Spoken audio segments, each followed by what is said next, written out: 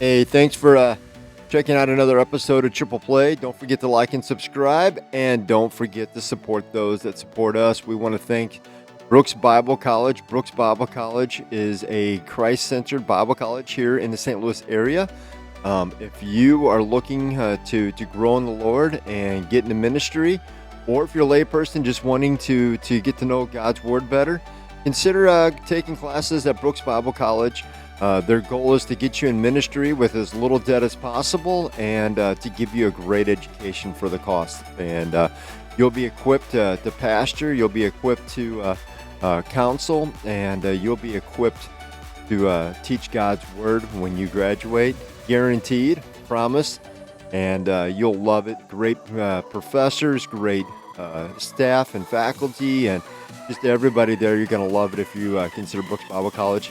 Just a little random fact, but the average church size in America is 60 to 70 people, and if you're graduating from college with $100,000 worth of debt or $75,000 worth of debt, it's going to be very hard to pastor a church that size unless they're independently wealthy. So, consider Brookes Bible College. It's a great alternative. Also, to go right along with that, per se, is the fact that you're a lay person and you want to get better educated. You don't want to spend $75,000 to do that either. So you're going into missions. You can't do missions work if you're carrying around a $50,000, $75,000 worth of college debt either. So those are all reasons to consider Brookes Bible College. We hope you'll consider, and we hope you enjoyed this episode. Hey, thanks for checking in with another episode of Triple Play. Don't forget to like and subscribe. And who do we got today? Well, this is Rick Horton, extraordinaire. He's a family man. He's a baseball man. He's a godly man. Not in that order.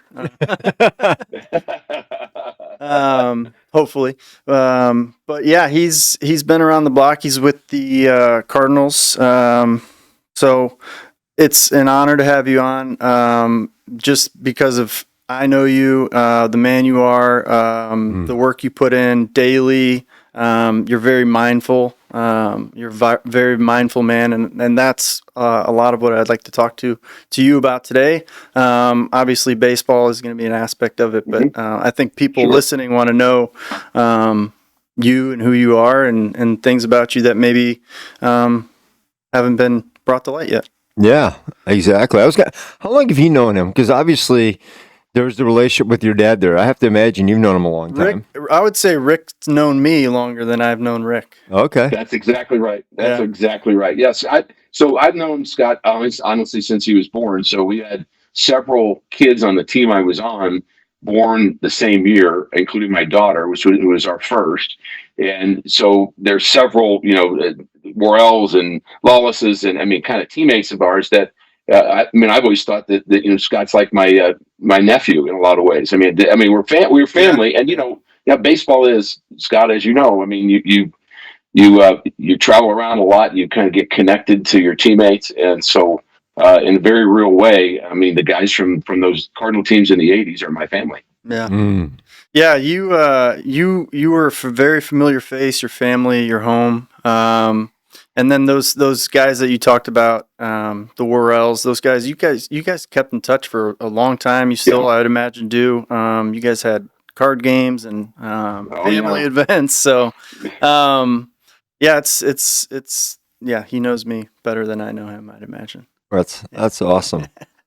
So what was it like growing up with Andy Van Slyke? Let me ask you that, because Andy always picks on me, and he's not here today, so I get to ask, what was he like in the locker room? And was it easier to have him as a teammate or to play against? Oh, that's it. Those are both really good questions. And so I could talk about Andy for about 4 hours. So I'm going to try to condense it. I do. Since I'm the color analyst, we tend to have a lot of words and descriptions and stuff in what we do for baseball. But this is an important question for me because Andy and I go way back, and we were teammates in the minor leagues. In fact, I met Lori before. Your mom, Scott, before they were married, and I knew her, as minor league players, and Andy was a first-round pick from New York, and I was a fourth-round pick from New York, and when we first met, we did not like each other because we were we were very different, and Andy would say that, and and it'd be easier if Andy was actually on this too, so he could corroborate. But you can trust me. I mean, our styles were different. Andy was a first round pick, very athletic, kind of. He was kind of a I don't know how to say it, but maybe I'm going to say prima donna, which may be a harsh word to say, but he would say that. He was this, yeah, he was the stud athlete, and I was the college guy who thought he knew everything, which I didn't. But so we both were, that was kind of oil and water for us, and being New Yorkers probably didn't help. But we were just different. Yeah. We had different interests, and then. I guess it was our second year playing together. We played together in A-ball and then A-ball again and then AA. So we were in our third year of kind of being around each other. Andy had this crazy transformation in his life, this faith transformation that I come to understand even better. And so that year when we were playing in AA, I was just attracted to be around him. There was something different about him. And I wanted to get to understand him better. And, it was really his faith, or, and I guess I would say it's still God working in that moment to change his life that attracted me to him, that made us brothers eventually. We had had a great friendship. We were roommates in the big leagues. And your part about pitching against him, I remember thinking, I'm going to be as hard as I can be on this guy because I know he's doing that to me. And that actually is easier than you think. I think there's this question out there like, oh man, how do you pitch to your friends? It's like, well, I love my friends. I just want to beat them. If you're out there, if that's your job, you still want to do it. And I remember vividly a time Andy got hit off me in Pittsburgh. And the next time up, I got him 0-2. And I could see on the second slider that I threw him, he was leaning out over the plate, and I threw him right under his chin, 0-2, and then struck him out. Awesome. And it's like, okay, so, I'm not going to just give this to you. Just because I named my son after you, which, by the way, is maybe the most important thing of the things I'm saying, that when our son was born, we named it Andrew. And we did that essentially as Andy is just somebody I really admired and somebody that impacted my life. I wanted that honor to be in his direction. Oh, that's awesome. Really, really cool. Drew, how's Drew doing? Drew's doing great. Our son's Drew's a commercial actor in Los Angeles, and he's been out there for about almost 6 or 7 years now. He and his girlfriend both in the acting world. He does improv comedy. He teaches at a local school, teaches improv, and he and I have great conversations because I've come to understand that being a broadcaster is improv. I don't know what's going to happen. I don't know That's right. if Scott's going to hit a grand slam off of Zepchinski or if he's going to strike out with the bases loaded. And I say that specifically because that happened. Yeah. And I had to be very careful not to be excited about that moment because I was broadcasting that moment. But it's improv. You see it, and then you talk about it, and then you kind of add to it, and that's what Drew does. And he's just a different guy. He's very creative, and I think he's very happy with his life there. I love Drew. I saw Drew on TV. I saw him. I said I know that man.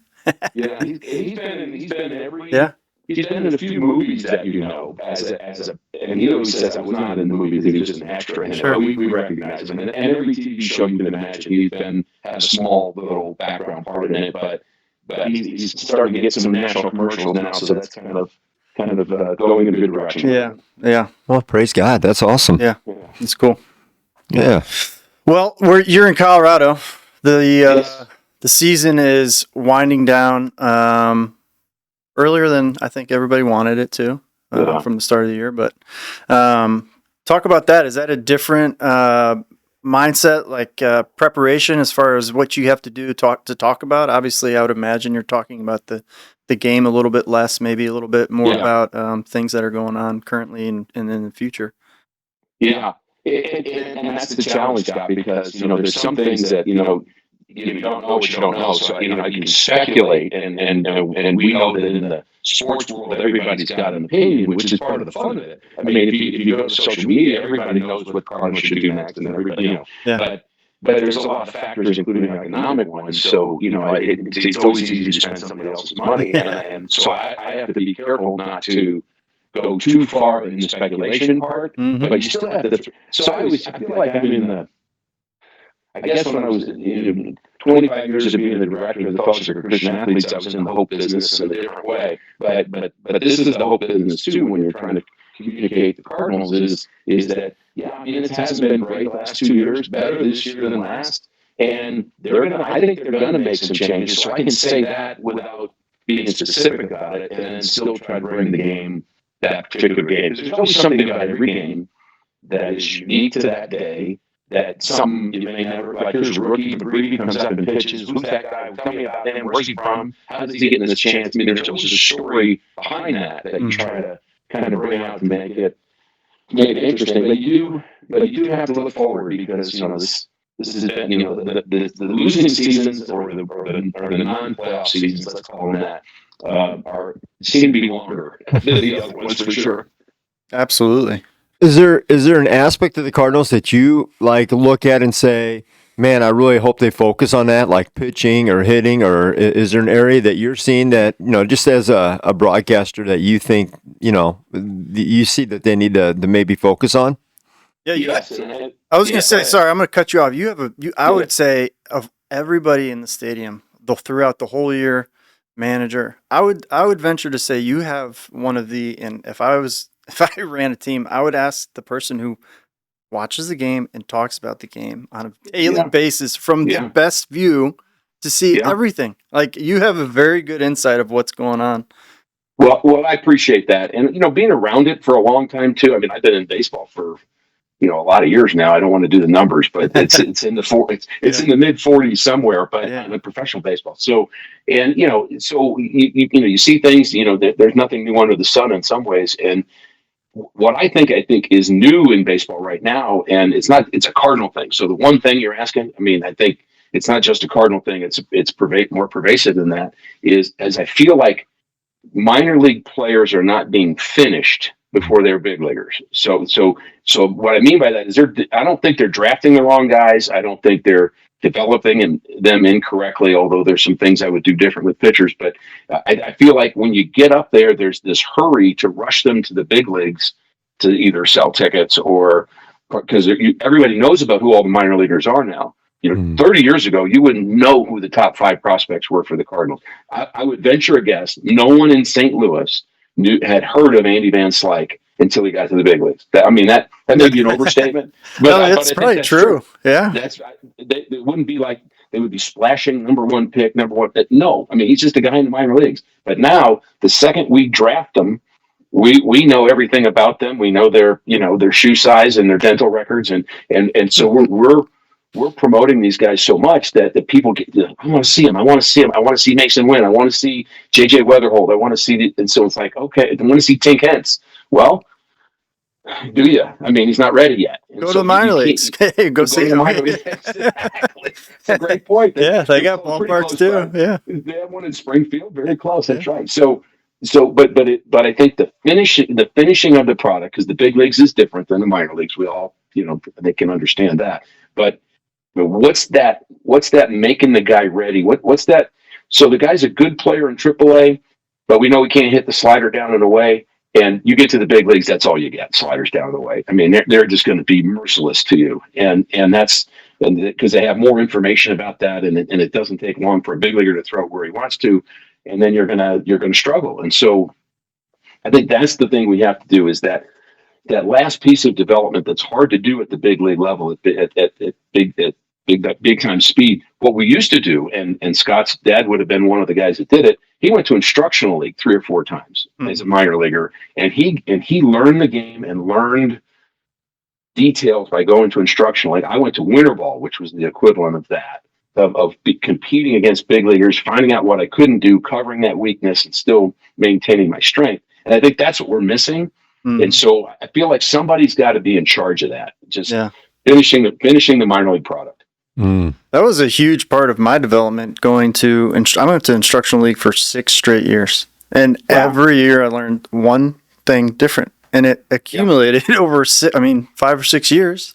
You're with older guys. You're with guys that have been in Double A, or guys with High A when you're 18 out of high school. So, so Scott, just to describe what that is for folks that might not know it, instructional. It's just a daily school essentially. Mm-hmm. I mean, it's instructional league, but you're going to baseball school basically, right? For what, a month and a half? Month and a half. Oh yeah. You wake up, you'll have hitting for an hour, you'll have base running for an hour, you'll have outfield work for an hour, you'll have, I don't know what this guy's talking about for an hour, That's right. That's right. So it's a full day for, from 6 to 12 in the morning. So yeah, that's it. That's interesting. 6 years. Boot camp. All right.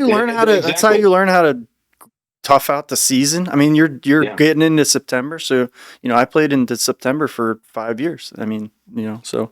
And you probably had guys, Scott, that were running that were guys that that was your voice. That was the voice in your head. That, with the guys with the Dodgers, and of course we had George Kissel with the Cardinals, who's we all talk about anybody that played for the Cardinals. We talk about George and your dad for sure, and he was just.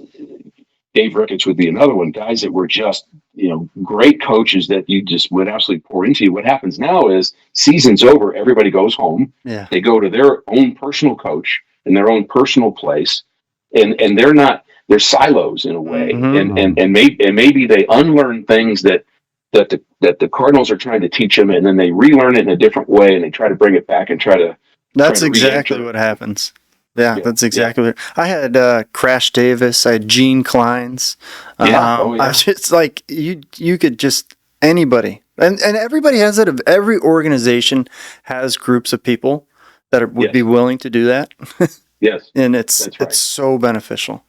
You don't want a 10, 15-year veteran, whatever, spending a month and a half with your prized possessions. Exactly right. It makes too much sense. Yeah. So it's interesting, Ricky, because one of the things I've said throughout the season, it seems to be a disconnect between a AAA and the pros, and it seems like your wisdom there on that would fix that disconnect. As I was listening to you, because that's been one of my just an observation as a fan was man, there just seems to be like this disconnect from AAA, and then what I notice is that they go back to AAA and they do well, So like Gorman's hitting well right now, or sometimes it takes them a little while, but it seems like they go back down and they figure things out, and that rush process makes a whole lot of sense. That maybe slow that down a little bit. And there's a good example. Gorman was hitting well, and he ended up not. So there's an example of a guy that has to fix something and is not quite there yet. I mean, he ended up about 200 in AAA too. Unfortunately, he got in the last week or so. But the other side of what you're saying there too is that I would say more than ever before, there's a difference between being a AA player and being a big leaguer more than ever before. Being a AAA player and being a big leaguer more than ever before. AA used to be where all your prospects were. So all the guys who are in AAA now would have been in AA, and they're the prospects. AAA were all former big leaguers who were there paying a lot of money to be next in line. But I think now they're kind of melding AA and AAA because each team has less minor league opportunities now. We used to have 6 or 7 teams, and now it's 4. Yeah. So they contracted the minor leagues, and when they contracted the minor leagues, I think they changed what those levels are in terms of what they expect you to be able to do, and that's, I think, maybe part of the problem too. One of the things we talked about when Andy was on here, and I'm curious about your input on it, is this change at the end of the season where now we're playing a lot more interleague games and not playing our divisions much.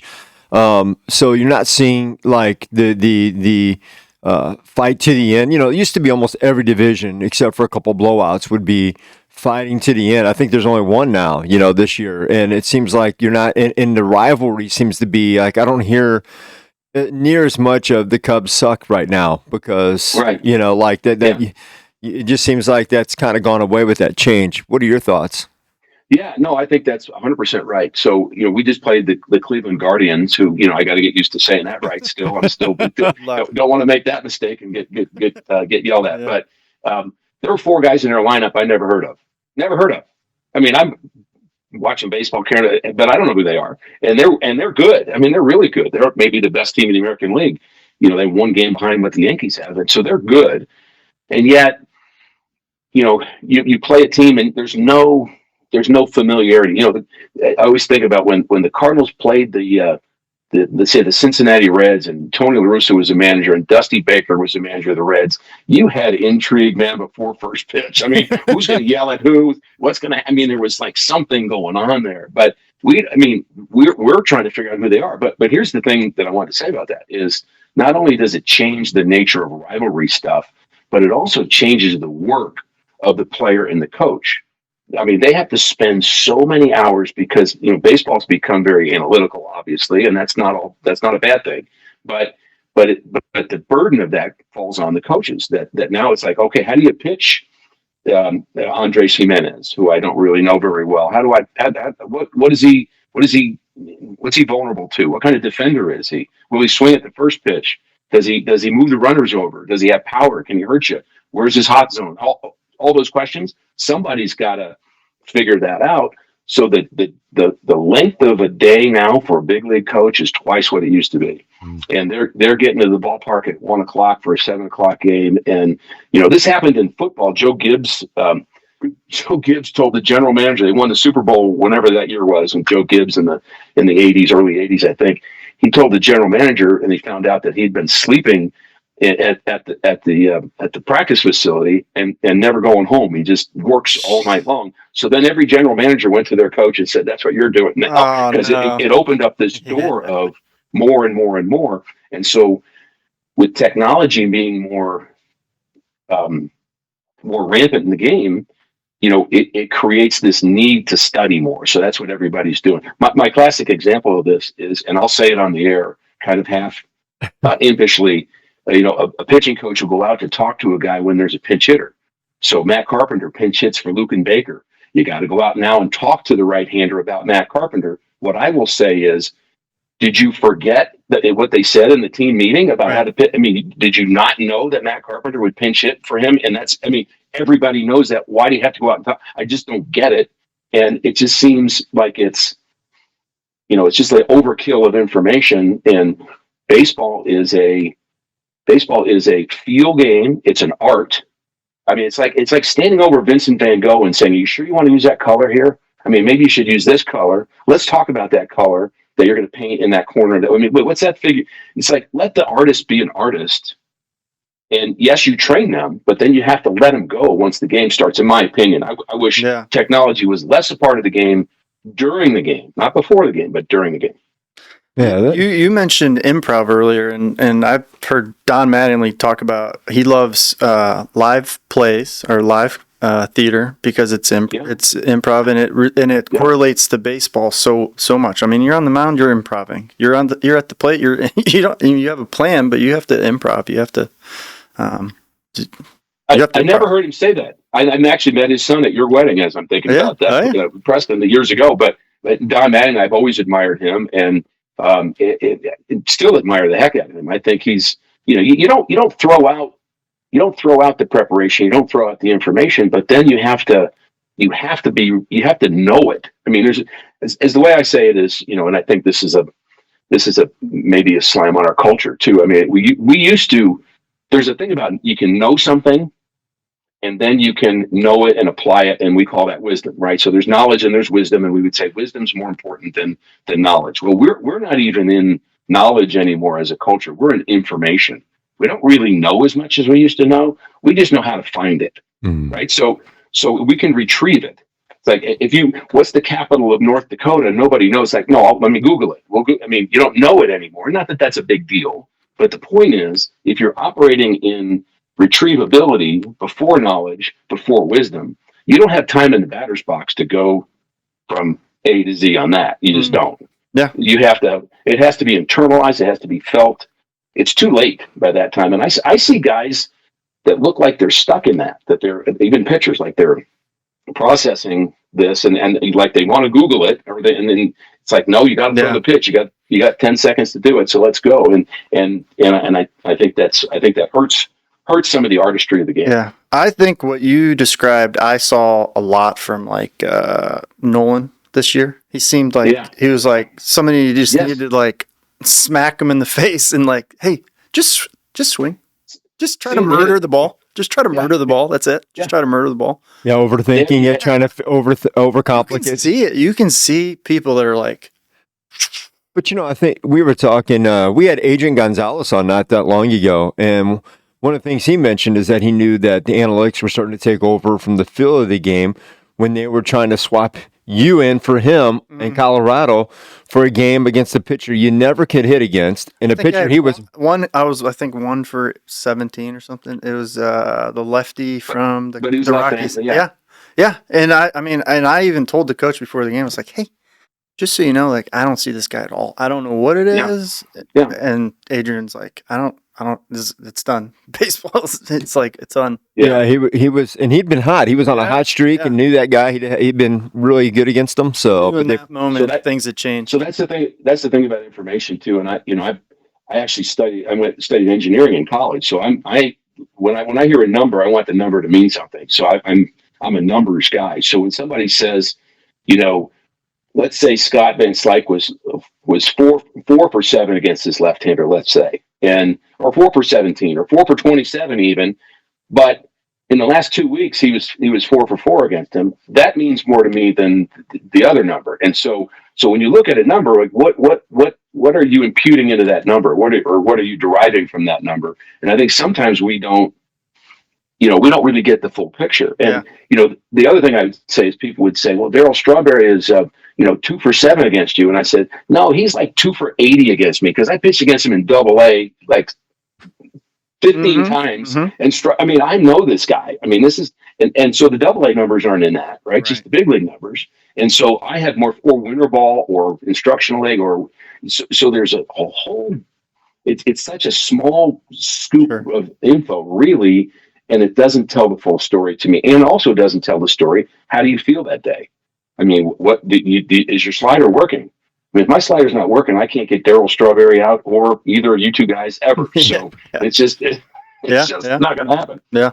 So Ricky, you brought up Darryl Strawberry, and I was gonna actually ask you a little bit of how you came to know Christ, because you were kind of alluding to this, Andy Van Slyke relationship, and then I'd like to hear that, and also hear your thoughts, because obviously Darryl Strawberry, another man who radically got changed after the game, and has made his home in St. Louis, which I never would have dreamed of either. So no, that's right. And I love Straw. He's great and was an outstanding player. And every chance I get to be around him, I'm kind of blessed by that. But the beginning of my faith really started. I was as a minor league player, one of 2 guys that would not go to chapel on Sunday. I would literally not go, because my belief at the time was that people who were going to chapel were just praying to get a hit, or praying, and it was like some salve. It wasn't really faith. It was like a good luck thing, and it just seemed hokey to me. And I just that was where I stood. And it's like I feel like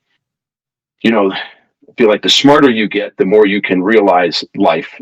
And that's kind of maybe I would even say the opiate of the people, which of course would be what Marx would say. I wasn't a Marxist, but I mean, I think I felt that way. But yet I was starting to be drawn to several teammates, including Andy. And Andy was a demonstration of a changed life to me. There was a teammate named Jerry Johnson, who was a guy that I looked at. He was a father already, had 2 kids. One of them was deaf. And I watched him serve his family, love his wife, and I thought, I want to be like that guy. So he was the example for me. I had Larry Reynolds, who ended up being an agent in the big leagues for a while. Harold Reynolds' brother was a teammate of ours, and he gave me my first Bible. And he went to Stanford, so he was smarter than me, I assumed. and I found out later everybody's smarter than me, but at the time I thought I was pretty close to the top. But he gave me. You are, Rick. He challenged. Not well. You're a very smart man. All right, continue on. I've lost a lot of it. But he challenged me to think about faith, to actually think about faith as a reasoned faith. So I had all these influence around me. I had Jim Adducey as a teammate, as a friend. He was a great friend. All these guys were Christian. So I went to chapel for the first time in a Double-A. I actually got caught. It was in the dugout. I was walking into the dugout, and they were having chapel, so I just sat down. So it's kind of like, okay, I guess I can Lord snatched 10 minutes of something. So the guy who was the volunteer chaplain in Little Rock, Arkansas, said,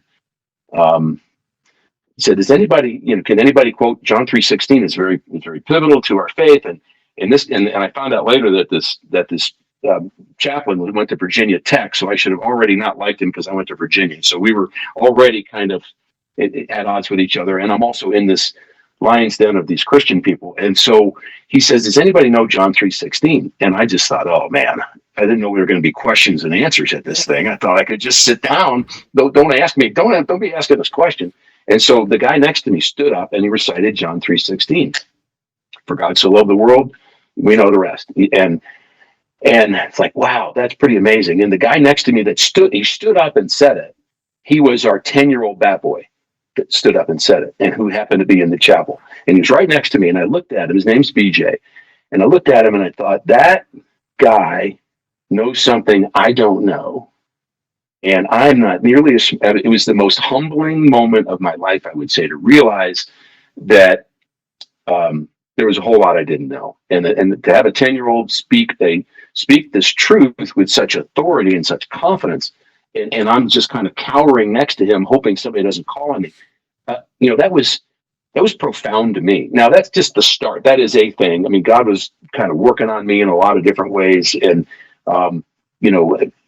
but there were all those teammates. That moment made me want to start reading the Bible, and I did. So I just started reading it on my own, and my transformation came from reading the Bible, because I was reading it because I was an avid reader at the time. I'm not now, but was then. And the more I read the Bible, I was absolutely 100% convinced this book was not written by men. I mean, there's a cohesion to it, there's a power to it, there's a truth to it, and everything I read was, the more I read, the more I got it, and I just couldn't help but want to read it more. And so that was part of the transformation that became really important to me, and still is in terms of being an athlete, being a father, being a husband, being a neighbor, being a friend. All that stuff is informed by that. That's awesome. Yeah, that's awesome. And then, how did, obviously, as you came to know Christ, one of the things that you eventually would get involved in FCA. How did that come about? Yeah. So, well, I was coaching in the minor leagues with the Cleveland Indians at the time, and I had been finished playing. Actually, it was right after I stopped playing. You kept trying to play. I went back to Puerto Rico to try.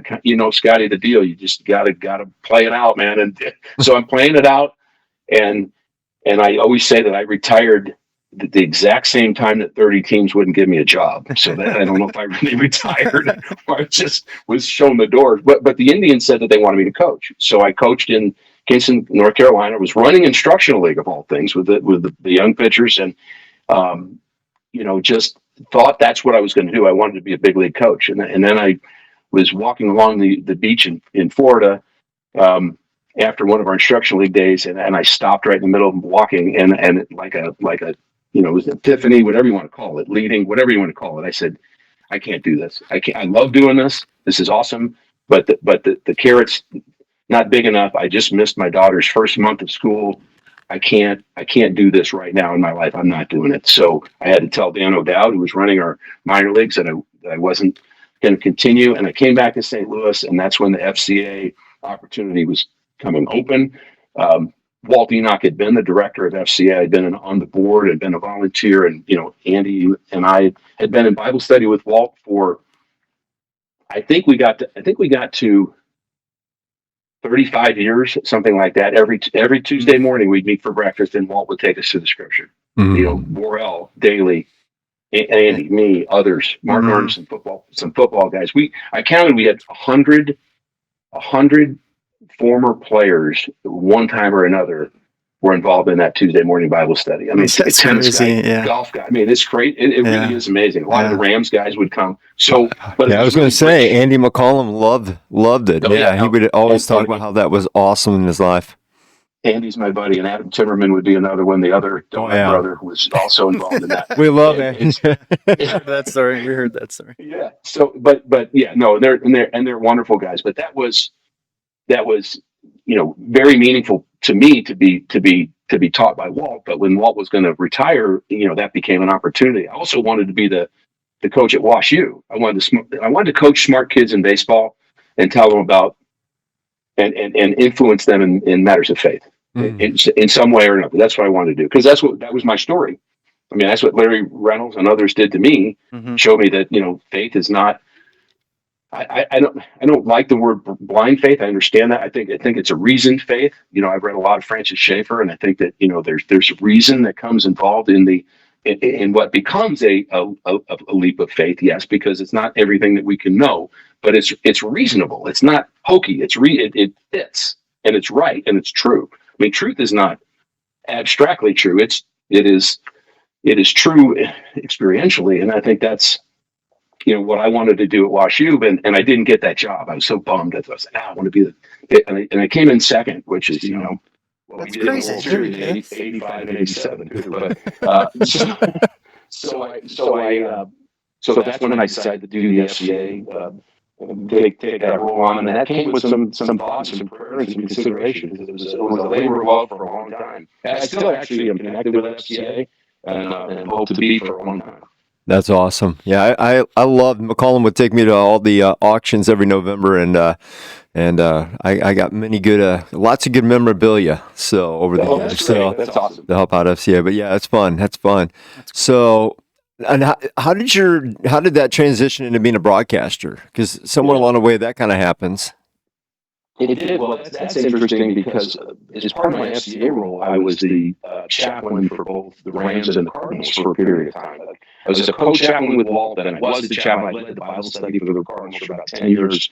My wife led the Bible study for their wives for maybe 10 years. And so, I was still around with athletes, but I was, not so here. I was, I was a known quantity, I guess. They knew I knew something about baseball. And then when there needed to be fill-in opportunities, Jack Buck going on vacation, or when he got sick, or Mike Shannon taking some days off, they would just turn to me because I was there. And I think it kind of started that way. And then it was, 95% FCA, 5% broadcasting, and then it's kind of slowly changed the other direction. And but I view it as still the same mission every day is to be salt and light where I am. So, and it just happens to be as a Cardinal broadcaster now. I've been 26 years of, I've been in FCA for 31 years and broadcasting for 26. So I've been balancing the two for a long time. You did, before any of all that, you did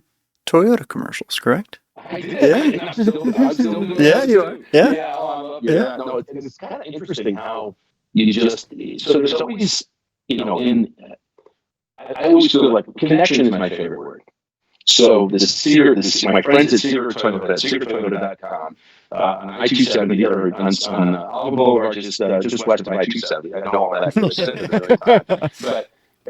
But they were, they're the family, Tom, the original owner, and now Andy, who runs it, Cardinal fans, but also fans of FCA. And so there was this, I've got this hybrid connection with a lot of people, and I feel like, of course, in the Christian world, we call things fellowship, is, this great connection that people have with one another. But I think people want to be connected, and just in general, it's how we're created.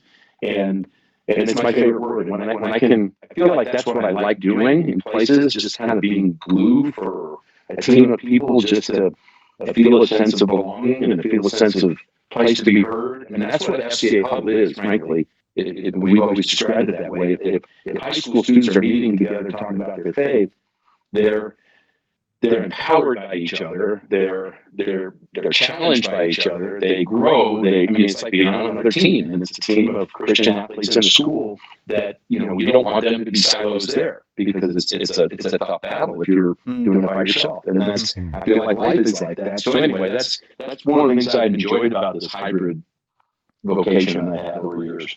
Well, I know you've had an impact on a lot of different players, because I've had a lot of friends that played, whether it was, like we were talking earlier, Andy McCollum or some of the others. And I forgot all these great Ricky Horton stories over the years, but there's one that really stands out. And I want you to, maybe you can help me fill in some gaps, because I don't know if I've ever heard your version of it, but I heard Albert's version of this. And I know it shows your to me, the beauty of how much you love the Lord, the impact you have on the players that you're around, whether it be a broadcaster or an FCA guy. But I heard this story. I think Albert might have been the one that told me. But you guys were on a plane. You were coming back. Melina's wife had been in a Bible study and had a changed life. And Melina now was noticing Albert's life, his wife's life. Yeah. And Albert was talking to him. And on the plane in the middle of the night, he comes and gets you. So, Yeah. am I remembering this right? You are remembering it very well. In fact, Yadi's wife was in my wife Ann's Bible study actually Okay. at the time. So we were very much kind of aware of this. And we were flying, I believe, to San Diego, and so it was one of those long flights and longish flights. And but it may have even been coming from the East Coast because it felt like it was so long. It was going to be a really long flight. I was sitting more towards the front of the plane, and Albert walks up to me about halfway. Here's my version of the story. I had just gotten my dinner. The players first, coaches second, media. We're not really media, we're team broadcasters, but we come last, which is fine. So I'm getting my food, I sit down, and Albert walks up to me. He said, "Hey, Rick, we need to talk to Jadi. We need to talk to Jadi about his faith." And I said, "Okay." I said, "When we get to San Diego, why don't we just go somewhere?" And he said, "No, now." I said, "Okay." That's what Albert said. So when Albert says something, he just, "Okay." So I literally put the food on the side and I walked back to where they were. I walked back into an area that I was no longer allowed. I mean, when I played, I was allowed there, but afterwards not. And I understand that and fully comply with that. But if Albert brings you back, you're okay. So walk back with Albert. I literally sit in between. Actually, Yadi sits in between me and Albert, and on a row, and Yadi essentially just goes through the plan of salvation with him and in Spanish, and he asked me to do it in English just to make sure there's both. And then we both prayed with him in both English and in Spanish. And I don't know. I'm not the Lord. I'm not the judge. I don't know what happened there. I don't know what I don't know. I can't. I guess I could say I haven't been able to follow up successfully on any of that, on what that moment means. But I know that moment was real, and I know that Albert had such a heart for Yadi's conversion, and it was just such a blessing to be a part of that, and to have us all kind of pray together for his salvation. That's awesome. Yeah, I was going to say, I remember him coming back and being like, "Yadi, now believer." He was so excited. I mean, he really was. He was so excited that his brother in baseball now was his brother in Christ, he said. And then his version wasn't too much different. He told me something. I think it was something like, "I told Ricky, come now." Yeah, we go right now. He did, and I did. So Albert, one of the most singular guys were talking about him in the clubhouse yesterday. I think Brad Thompson was mentioning it. Now other people we were all talking about. No one more focused than Albert. I mean, he was as focused an athlete as I've ever been around in a baseball uniform. Let's put it that way. And there were times as I would see Albert, in the clubhouse, again, I was leading Bible studies and doing chapels and all that stuff, communicating with all the Christian guys at the time. But I'd walk by Albert and he would just grunt and walk right past me. And he'd be like, eyes would be like this and just nothing. Something to do. And the next day I'd walk by him and he'd hug me. And he'd be like, "Okay, I don't know you just don't know what you're going to get with him. But it just shows how focused he was when he was working. And there's nothing wrong with that, obviously. And that translated into one of the best careers ever. One of the things I've thought about this season with the Cardinals is why I really thought they should have reached out to him, even if it was bring him in for a couple of weeks to work with some of these hitters in the big leagues. He just seems like he would be, you look at the last year, they had really a lot of success with Arenado and Goldschmidt and all those guys. And they all talked about how even at the beginning of the season, the first half, he didn't really play well, but the impact he was having from the clubhouse seemed to be translating to the rest of the team at that point. So Albert is a savant when it comes to understand. So if you watch a video, and I don't know who your guy would have been, Scott, with the Dodgers, or who you were around, but some guys can look at a video and they'll see the pitcher tipping, they'll see something with his hand, they'll see something, and they see Chase Utley. Chase Utley. You see it immediately. Well, that guy was Albert. Jim Edmonds is like that too, between those two guys. But here's the problem with Albert in the role that you suggested. He's still under contract with the Angels and will be for another 6 or 7 years, and he's not allowed to. Mhm. So Are you sure? Service. I know he had the service, but I thought he could serve with another team as long as he still fulfilled that contract. I don't think so. Mm. I don't think so. But I mean, you can show up with other teams. Sure. You can show up at events. You can show up at the Cardinals, Hall of Fame thing, which he was at the Cardinal Hall of Fame thing. But I mean, him to actually be employed by and to be a coach, the answer would be no. Mm. But I think it would be awesome. And, I think there's a lot of voices to your question. There's a lot of people, and I'd be in that line that would say, call up the Angels and buy him out of that. And let's get Albert here in some capacity. Yeah, I think he would be an excellent hitting instructor, special instructor, something to work with those young guys. I mean, totally. His impact, I think, would translate well with the Gorman and some of those other young guys who have the raw ability. I don't think the Cardinals lack in talent right now. I think somehow translating the talent they have and harnessing it is where there's a loss in translation. So agreed, 100%. Yeah, Rick, Colorado, how'd you sleep last night? I slept great. Yeah. I mean, honestly, a little bit of the, I had a little bit yesterday of the altitude thing. I don't know if you ever had it coming to Colorado where you get that headache and you're kind of can't sleep. Weird. No, but I went out for a fairly long walk yesterday, slow as molasses, but I was walking. That's smart. And just to kind of get it moving. And so, it's part of the adjustment that you're used to. And you think people don't think about what that players have to deal with that. Like what you're talking about. You can't sleep, Scott. You come to Colorado, you can't sleep. Your breathing's a little different. You got a headache, and now you got to hit a 90-mile-an-hour slider down the way. It's just go dodge that bullet. Yeah, it's the human element for sure. But it's good. And we're winding down. Obviously, we're going to San Francisco from here, but this is the last week, and it is a grind, but it's the grind that we choose, and it's a fun marathon. Oh yeah, it's fun. I remember you mentioning how much you liked the oxygen as soon as you got done chugging out from the outfield. Yeah, they had tanks. I know that. Well, I was going to ask them, do they have tanks for announcers? Because you guys use a lot of wind power too up there. So we do, and we do not have that. And I'm going to write my congressman about that. You should. But I will. I'll wait till after the elections. But what I was told last night, and I still haven't seen it yet, but apparently right over here in the room, there's oxygen in the room of some sort. I mean, of course, there's oxygen in the room, but there's some kind of contraption that they have in every room. Have you seen that before? No, I didn't know about. That must be new. So it's probably you probably have to pay for it. So I don't know if I have to pay for it. Put in a quarter a minute, a quarter for air. I'll let you know if that works or not. That's awesome. Well, Rick, we don't know your schedule today. We don't want to keep you too long. We know you have to talk tonight. We appreciate you coming on here. We can't get all the good stories now. We got to bring them back sometime and get some more, talk some more. Oh, I've got some more for you for sure. Maybe we'll get your dad on here too, and then we can really we'll just be listening in. That's right. On two great players. Flies on the wall, listening in on two great players that they can go back and forth. So I'd love to do it. Great to be with you guys today. Thank you so much, Rick. Appreciate it. Yeah. Well, peace out. Take care. God bless. Tell Ann I said hi. Thanks. We'll do that. You bet. All right. See you, Rick. Hey, we hope you enjoyed this episode of Triple Play. Don't forget, as always, to like and subscribe and share. Get the word out. We appreciate that. Also, don't forget to support those that support us, like Resource One and Andy McCallum's team. If you have any financial planning needs, give those guys a call, 636-458-1798, no matter where you're at in life. If you're going through divorces, we've had episodes on here.